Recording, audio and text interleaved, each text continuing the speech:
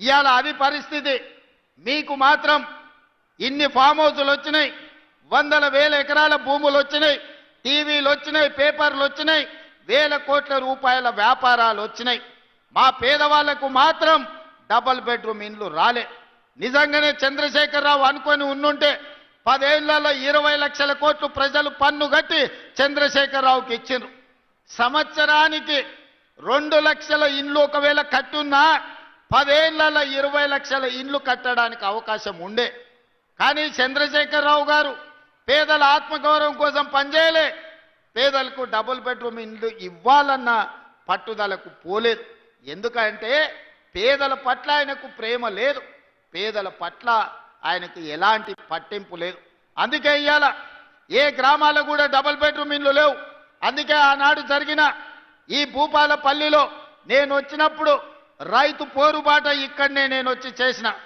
కార్మిక పోరుబాట కార్మికుల కోసం భూపాలపల్లి నియోజకవర్గంలోకి వచ్చి పాదయాత్ర చేసిన. ఆనాడు నేను చెప్పిన, ఎన్నికల ప్రచారంలో చెప్పిన, ఏ ఏ ఊర్లలో అయితే నువ్వు డబుల్ బెడ్రూమ్ ఇండ్లు కట్టించినవో ఆ ఊర్లో మొత్తం ఓట్లు నువ్వు వేసుకో. ఏ ఊర్లో ఇందిరమ్మ ఇండ్లు ఉన్నాయో ఆ ఓట్లన్నీ మేము వేసుకుంటాం. బీఆర్ఎస్కి డిపాజిట్ వస్తే నేను ముక్కు నేలకు రాస్తానే ఆనాడు సవాలు విసిరిన. ఇవాళ అందుకే ప్రజలందరూ కలిసి బీఆర్ఎస్ డిపాజిట్లు గల్లంతు చేసిండ్రు రాష్ట్రంలో.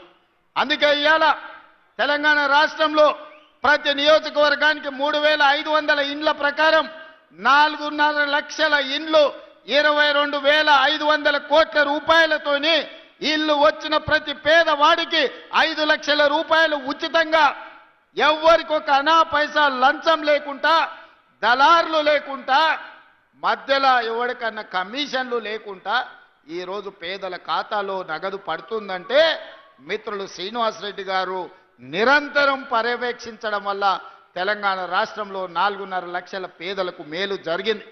ఇప్పుడే మా సత్తన్న చెప్తున్నాడు, ఇంకా అవి సరిపోవు, మా మున్సిపాలిటీలో 1000 కావాలి, మా నియోజకవర్గంలో ఇంకా ఇల్లు కావాలి అని. చూద్దాం తప్పకుండా. ఇవన్నీ మంచిగా కట్టుకొని ఏప్రిల్ తర్వాత మళ్ళీ 2వ విడత భోజనం పెడతాం. ముందైతే నాష్ట తినుండ్రి, మళ్ళీ మధ్యాహ్నం భోజనం మంచిగా పెడదాం. మీరు టిఫిన్ తినకుండా ఈ ప్లేట్లు అట్లే పెట్టుకుంటే వడ్డించాలన్న కష్టమవుతుంది. మీకు ఇచ్చిన ఇండ్లన్నీ ఈరోజు మీరు నిర్మించుకోండి, పూర్తి చేసుకోండి. ఏప్రిల్ తర్వాత నూతన బడ్జెట్లో మళ్ళీ పేదలకు ఇందిరమ్మ ఇండ్లు ఇచ్చే బాధ్యత పొంగులేటి శ్రీనివాసరెడ్డి గారు తీసుకుంటారు. పేదల ఆత్మగౌరవం పెరిగే విధంగా మా ఆడబిడ్డలు మనస్ఫూర్తిగా మమ్మల్ని ఆశీర్వదించే విధంగా ఇందిరమ్మ ఇండ్లు 2వ విడత మంజూరు చేసి పేదల ఆత్మగౌరవం నిలబెట్టే బాధ్యత మన ప్రభుత్వం తీసుకుంటుంది అని చెప్పి నేను ఈరోజు మీకు అందరికి తెలియజేస్తున్నా. మిత్రులారా, మీరు చూసిండ్రు సరస్వతి పుష్కరాలు మంతని ప్రాంతంలో మనం నిర్వహించుకున్నాం. అద్భుతంగా లక్షలాది మంది సరస్వతి పుష్కరాలలో పాల్గొన్నారు.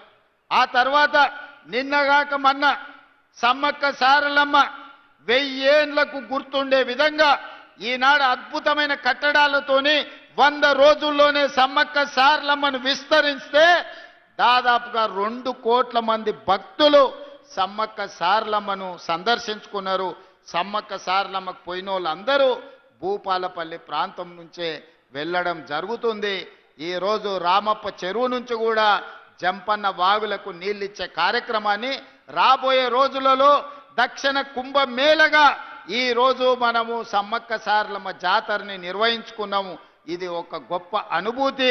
ఇందులో మా అక్క కొండా సురేఖమ్మ నిరంతరం సమ్మక్క సారలమ్మ పనులను పర్యవేక్షించి, ఒక పక్కన సీతక్క, 2వ పక్కన సురేఖమ్మ, వీళ్ళిద్దరిని పొంగులేటి శ్రీనివాసరెడ్డి గారు సమన్వయం చేసి ఈరోజు దేశంలోనే తెలంగాణ రాష్ట్ర ప్రతిష్టను పెంచి సమ్మక్క సారలమ్మ జాతరను పూర్తి చేసుకొని ఈరోజు తెలంగాణ గౌరవాన్ని, కీర్తి ప్రతిష్టను వాళ్ళు పెంపొందించడం జరిగింది. ఇదే కాదు మిత్రులారా, 2027లో గోదావరి పుష్కరాలు రాబోతున్నాయి.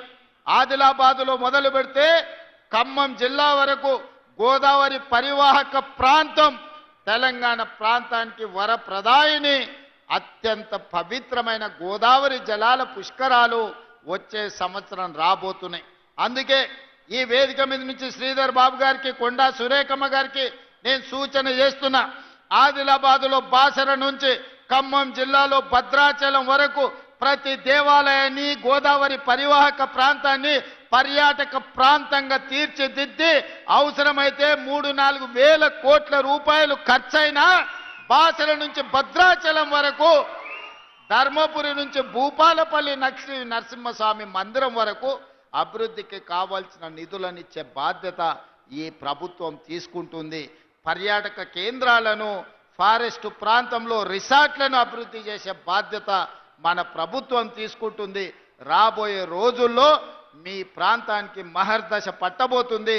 బాసర నుంచి భద్రాచలం వరకు జరిగే అభివృద్ధిలో భూపాలపల్లి, మంతని, ములుగు నుంచి మొదలు పెడితే గోదావరి పరివాహక ప్రాంతాన్ని మొత్తము ఇవాళ అభివృద్ధి చెయ్యాలని మనం ఆలోచన చేస్తున్నాం. మిత్రులారా, 10 ఏళ్ళు చంద్రశేఖరరావు గారు ఉన్నారు, 12 ఏళ్ళు నరేంద్ర మోడీ గారు ఉన్నారు, 2 సార్లు కేసీఆర్ ముఖ్యమంత్రి అయిండు, 3 సార్లు నరేంద్ర మోడీ ప్రధానమంత్రి అయిండు. ఈ మున్సిపల్ ఎన్నికల్లో బీఆర్ఎస్ వాళ్ళు చెప్తుండ్రు కేసీఆర్ను చూసి ఓటేయమని, బీజేపీ వాళ్ళు చెప్తుర్రు మోడీని చూసి ఓటేయమని. నేను అడుగుతున్న మీడియా మిత్రులను, గల్లీలో మోరీ తీయాలంటే కేసీఆర్ వచ్చి తీస్తాడా? ఉన్న ఎమ్మెల్యేలకు, ఆనాటి మంత్రులకే కేసీఆర్ గెలిచేటోడు కాదు. భూపాలపల్లి గల్లీలో మోరీ తీయాలంటే ఆ మోరీ కేసీఆర్ వచ్చి తీస్తాడా? లేకపోతే ఓ 1,00,000 రూపాయలు సైడ్ ట్రైన్ కట్టాలంటే మోడీ ఢిల్లీ నుంచి వస్తాడా? మనం అడగనికే ఢిల్లీకి పోవాలన్నా? ఒక్కసారి ఆలోచన చేయండి. కేసీఆర్ అయినా మోడీ అయినా బొమ్మలు చూపించి ఓట్లు అడగడానికే పనికొస్తారు. నేను ఒక్క మాట మా అక్క చెల్లెళ్ళకి నేను చెప్పదలుచుకున్నా. అక్క, పెళ్లి పెద్దను చూసి పిల్లని ఇచ్చినాం అనుకో, పిల్లగాడు సంసారం చేయకపోతే ఎవరికి చెప్పుకుంటాం అక్క? అవునా కాదా?